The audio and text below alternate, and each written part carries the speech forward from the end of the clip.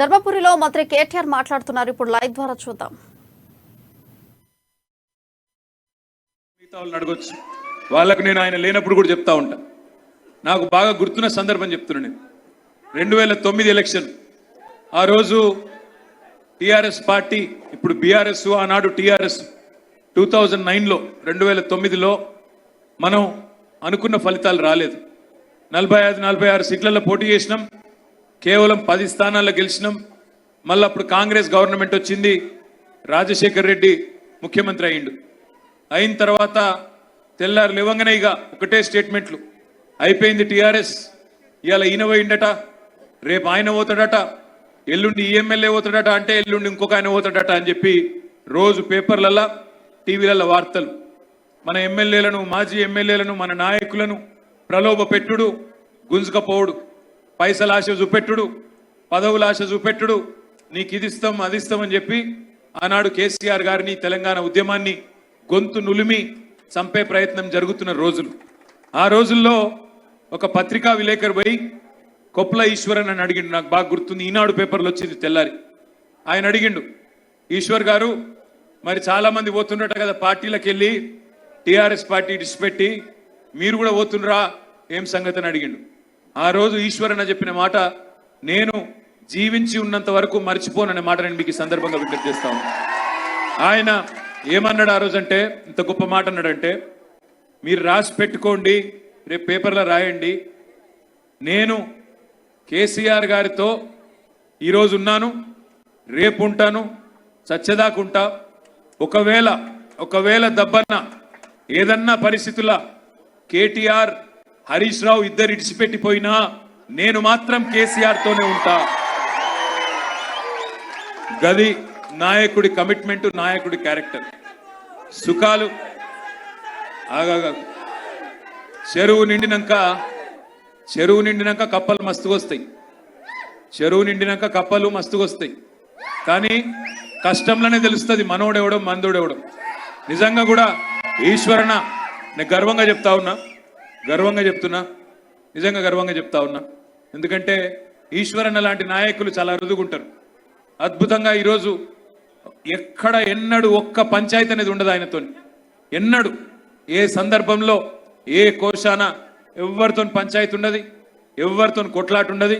ఎప్పుడు చూసినా ఎప్పుడు కలిసినా నవ్వుతూ మాట్లాడతాడు. ఎప్పుడు కలిసినా ఏదైనా అడిగినా సౌమ్యంగా, చాలా పద్ధతిగా, వినయంగా, మర్యాదగా, పెద్ద చిన్న అనే తేడా లేకుండా అందరినీ దగ్గర తీసుకునే మనిషి. అందుకే ఇవాళ ధర్మపురిలో ఆయనను ధర్మరాజు మీరు పేరు పెట్టుకున్నారంటే పక్కాగా ధర్మరాజు. నేనైతే ఆశిస్తున్నా, ధర్మపురి పేరులోనే ధర్మం ఉంది, మరి మీ ఓటులో కూడా ధర్మం ఉండాలి. ఖచ్చితంగా ఈశ్వరన్న 50,000 ఓట్ల మెజారిటీతో గెలిస్తేనే ధర్మం ఉన్నట్టు లెక్క, లేకపోతే లేనట్టే లెక్క, లేకపోతే నిజంగా ధర్మం లేనట్టే లెక్క. ఇంత పని చేసినాక ఇవాళ ఈశ్వరన్న ఇక్కడ నిలబడి మిమ్మల్ని ఇన్ని రకాలుగా అభ్యర్థించాల్సిన అవసరం ఉండద్దు. ఎందుకంటే ఒక్కసారి ఆలోచన చేయండి, ఎన్ని పనులైనాయి ఈ 10 ఏళ్లలో. తెలంగాణ వచ్చినాక కేసీఆర్ గారు వెంటనే మొదటి టర్మ్లో ఈశ్వరన్నను చీఫ్ విప్గా క్యాబినెట్ ర్యాంక్లో పెట్టుకున్నారు. తర్వాత రెండో టర్మ్లో మంత్రిగా తన మంత్రివర్గంలో తీసుకున్నారు. ఈ 2 పర్యాయాలు గౌరవనీయులు ఈశ్వర్ గారి ఆధ్వర్యంలో క్యాబినెట్ ర్యాంక్లో వారు ఉన్నారు. కాబట్టి ఎన్నో రకాల పనులు, ఇప్పుడే వారు అన్నారు ధర్మపురి మున్సిపాలిటీ చేసుకున్నామన్నారు. మున్సిపాలిటీ చేసుకోవడమే కాదు, ఒక 45 కోట్ల రూపాయలతో ధర్మపురిలో మరి రోడ్ల నిర్మాణం చేసుకున్నాం. నేను ఈ సందర్భంగా వారు అడగలేదు, అయినా కూడా చెప్తా ఉన్నా, ఈశ్వరన్న గెలవాలి, అట్లాంటి మంచి నాయకులు ప్రజా జీవితంలో ఉండాలి కాబట్టి చెప్తున్నా. ధర్మపురి పట్టణానికి మున్సిపల్ డిపార్ట్మెంట్ నుంచి మరొక 25 కోట్ల రూపాయలు కూడా వారు అడగకపోయినా, వారు అడగలేదు, చెప్పినా కదా మంచోడు కాబట్టి ఎక్కువ అడగడైనా, కానీ ఆయన అడగకపోయినా మీరు గెలిపియాలి కాబట్టి, మీరందరూ మంచోళ్ళు కాబట్టి 25 కోట్ల రూపాయలు వెంటనే మంజూరు చేసి మీకు అందజేస్తానని చెప్పి కూడా తెలియజేస్తా ఉన్నా. 1-2 కాదు, ఆనాడు ఉద్యమంలో ఒక పాట ఉండేది, తలాపున పారుతుంది ఎడారి, మన చేను మన చెలుక ఎడారి అని. నిజంగానే పక్కకు గోదావరి, కానీ ధర్మపురి నియోజకవర్గంలో 40,000 ఎకరాలకే నీళ్ళు వస్తాయి, సాగునీరు. అదేం దుస్థితి అంటే ఎవ్వరూ ఎన్నడూ పట్టించుకోలే. మంత్రులుగా పనిచేసినారు, ప్రభుత్వాల్లో ఉన్నారు, కానీ ఎవరు పట్టించుకోలేదు. ఈశ్వరన్న వచ్చిన తర్వాత ఈరోజు 13 రకాల లిఫ్ట్ ఇరిగేషన్ ప్రాజెక్టులు, ఒకటి రెండు కాదు. అక్కపల్లి కావచ్చు, రోళ్లవాగు కావచ్చు, ఇట్లా చెప్తూ పోతే 13 రకాల లిఫ్ట్ ఇరిగేషన్ ప్రాజెక్టులు వందల కోట్ల రూపాయలతో నిర్మాణం జరిగింది. కాబట్టి 40,000 ఎకరాలున్న ఆయకట్టు ఈరోజు 1,26,000 ఎకరాలకు చేరిన మాట వాస్తవం అయితే గట్టిగా చప్పట్లతో ఈశ్వరన్నకు అభినందనలు చెప్పాలని చెప్పి నేను కోరుతా ఉన్నాను. అదేవిధంగా మీరు అన్న గొప్పతనం ఏంది అంటే, ఇక్కడికి మొన్న మిద్దరం కలిసి వేరే ప్రోగ్రాంలో పాల్గొన్నాం. ఎక్కడ చెన్నూరులోనో రామగుండంలో అనుకుంటా. అక్కడ పాల్గొంటున్నప్పుడు అన్న అన్నాడు, మా దగ్గర పిల్లలు చాలా మంది ఉన్నారు, మనకు ఒక డిగ్రీ కాలేజ్ పెట్టుకోవాలి, అక్కడ ఒక వ్యవసాయ డిగ్రీ కాలేజ్ పెట్టాలని మొన్న ముఖ్యమంత్రి గారిని అడిగితే, ముఖ్యమంత్రి గారికి ఆయన మీద ఎంత ప్రేమ అంటే 48 గంటల కింద అడిగితే వెంటనే శాంక్షన్ చేసిండ్రు. ఇవాళ ఇప్పుడే ఇక్కడ శంకుస్థాపన చేసుకున్నాం. వెల్గటూరులో నిజానికి ఒక పరిశ్రమ. నేనేమనుకున్నా అంటే, ఒకరోజు మేము ఇద్దరం అసెంబ్లీలో ఉన్నాం, ఒక కంపెనీ వాళ్ళు వచ్చినారు, క్రిబ్కో అనే కంపెనీ వచ్చి సిరిసిల్లలో ఇండస్ట్రీ పెడతామని వచ్చిండ్రు. వాళ్ళు వచ్చి ఆడ ఉంటే అప్పుడు కరెక్ట్గా నా పక్కకి ఈశ్వరన్న ఉండే. అన్న ఒక్కటే అన్నాడు, అన్న మాది వ్యవసాయ ఆధార ప్రాంతము, పెద్దగా పరిశ్రమలు లేవు మా ధర్మపురిలో, కాబట్టి సిరిసిల్ల అంటే మీకు టెక్స్టైల్ ఉన్నది, ఇంకా మీరున్నారు, ఇక మీరు ఏమైనా తెచ్చుకుంటారు పరిశ్రమల మంత్రి కాబట్టి, నా దగ్గర పరిశ్రమ కావాలి, నాకు ఇవ్వండి ఆ పరిశ్రమ, నేను వెల్గటూరులో పెడతానన్నాడు. తప్పకుండా అన్న, నాకు మీకంటే మీరు అడుగుడే ఎక్కువ, అడిగినాక ఇవ్వకపోవడేందని చెప్పి 750 కోట్ల రూపాయలతో ఆ పరిశ్రమ వెల్గటూరులో పెడదామని ప్లాన్ చేసినాం. దానిలో కూడా దురదృష్టం ఏంటంటే దానిలో కూడా రాజకీయమే. అదొక ఇథనాల్ పరిశ్రమ పెడతాం, కొంత పిల్లలకు కొన్ని వందల మందికి ఉద్యోగాలు వస్తాయి, రైతులు వరి పండించే రైతులకు లాభం అవుతుంది అని చెప్పి ప్రయత్నం చేస్తే, దానిలో కూడా ఆ చుట్టుపక్కల ఊళ్ళలో రెచ్చగొట్టి ఆగమాగం చేసి కాంగ్రెస్ నాయకులు అమ్మ వెట్టది అడక తిననీయదు అన్నట్టు, వాళ్ళకేమో చేత కాదు, వాళ్ళకి చేత కాదు, చేసేటోళ్లను, పని చేసేటోళ్లను, పరిశ్రమ తెచ్చేటోళ్లను కాళ్ళ కట్టెలు పెట్టి ఇవాళ అక్కడి నుంచి ఎలగొట్టే ప్రయత్నం చేసిండు. అందుకే ఈశ్వరన్ నిన్న స్టేట్మెంట్ ఇచ్చిండు, ఇక సరే మీకు ఇష్టం లేదు కదా పరిశ్రమ ఇక్కడ, పర్వాలేదు, అక్కడనే ఎక్కడనైతే మీరు పరిశ్రమ వద్దన్నారో అక్కడనే వ్యవసాయ కళాశాల పెడుతున్నా అని చెప్పి ఈశ్వరన్న స్టేట్మెంట్ ఇవ్వడం జరిగింది. వెల్గటూరులో ఇప్పుడే శిలాఫలకం వేసుకున్నాం. వెల్గటూరులో ఈ వ్యవసాయ కళాశాల అదే ప్లేస్ లో రాబోతా ఉంది. దానివల్ల కూడా కొంతమంది మన పిల్లలకి ఉపాధి అవకాశాలు కూడా వస్తాయి. నేను మీ అందరిని ఒకటే ఆలోచించమని కోరుతా ఉన్నా, ఇంత కమిట్మెంట్ ఉన్న నాయకుడు, ఇంత ప్రేమ ఉన్న నాయకుడు నియోజకవర్గం మీద ఎప్పుడు కలిసినా నియోజకవర్గం గురించి తప్ప మరో ధ్యాస లేని నాయకుడిని కాపాడుకుంటారా లేదా మీ ఆలోచన మీరు చేయాలని చెప్పి నేను కోరుతా ఉన్నా. ఎందుకంటే ఇవాళ ఏ రకంగా చూసినా ఇవాళ ధర్మపురి కానీ జగిత్యాల జిల్లాలో కానీ ఎన్ని కార్యక్రమాలు ఉన్నాయంటే జరిగినాయి. ఒక్క ధర్మపురి గురించి నేను కొంత చెప్తా.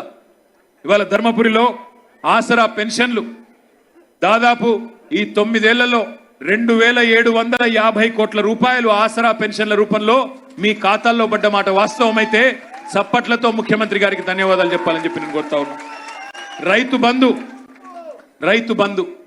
75-76 ఏళ్ళైంది భారతదేశానికి స్వాతంత్రం వచ్చి.